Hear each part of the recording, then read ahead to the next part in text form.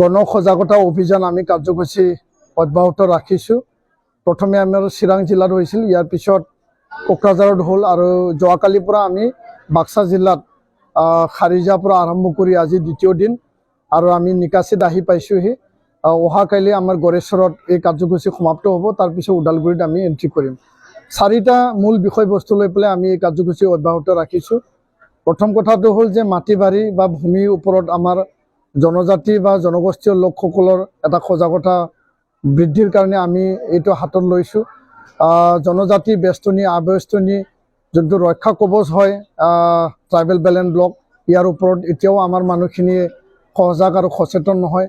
আৰু এই ক্ষেত্ৰত চৰকাৰৰ যিখিনি ৰক্ষণাবেক্ষণ দিব লাগে, যিখিনি তেওঁলোকে ইয়াত ৰক্ষা কৰিব লাগে, সেই কথাটো লৈ আমি চৰকাৰক আহ্বান জনাইছোঁ, দাবী জনাইছোঁ। দ্বিতীয় কথাটো হ'ল যে গুণগত শিক্ষা, ভাল শিক্ষা আৰু ছাত্ৰ ছাত্ৰীসকলৰ মানৱ সম্পদ গঢ় দি পেলাই তেওঁলোকক জীৱনত সংস্থাপন দিয়াৰ এটা লক্ষ্য উদ্দেশ্য লৈ পেলাই আমি চৰকাৰ সমাজ আৰু ছাত্ৰ ছাত্ৰীৰ মাজত এটা গণ সচেতনতা বৃদ্ধি কৰাৰ কাৰণে এইটো কাৰ্যসূচী লৈছোঁ।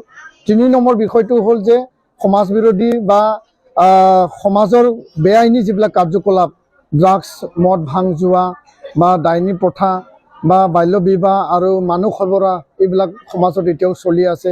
বিভিন্ন পৰিৱেশত ড্ৰাগছৰ ভয়াৱহতাৰ কাৰণে আজি প্ৰায় পৰিয়ালবিলাক ধ্বংস হৈছে, আমাৰ নৱপ্ৰজন্মৰ জীৱন আধৰুৱা হৈছে।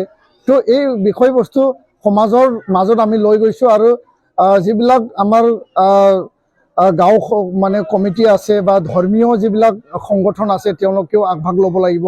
আধ্যাত্মিক চিন্তাৰে ছাত্ৰ ছাত্ৰী বা নৱপ্ৰজন্মক গঢ় দিব লাগিব, এইটো কথা আমি ৰাইজক কৈ আহিছোঁ।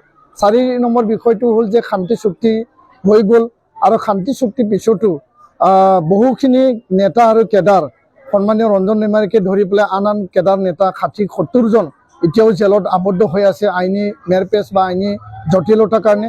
তো তেখেতসকলক মুক্তি দিব লাগে আৰু তেখেতসকলক মুকলি আকাশত ওলাই দিব লাগে, তেতিয়াহে শান্তিৰ বাস্তৱ অৰ্থ ইয়াত বাস্তৱত ৰূপায়িত হ'ব।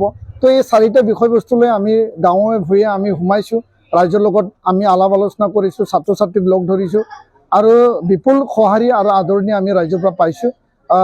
আহি থকা দিনত ইয়াৰ এটা সুফলাফল পাম বুলি আমি দৃঢ় বিশ্বাসী আৰু আশা।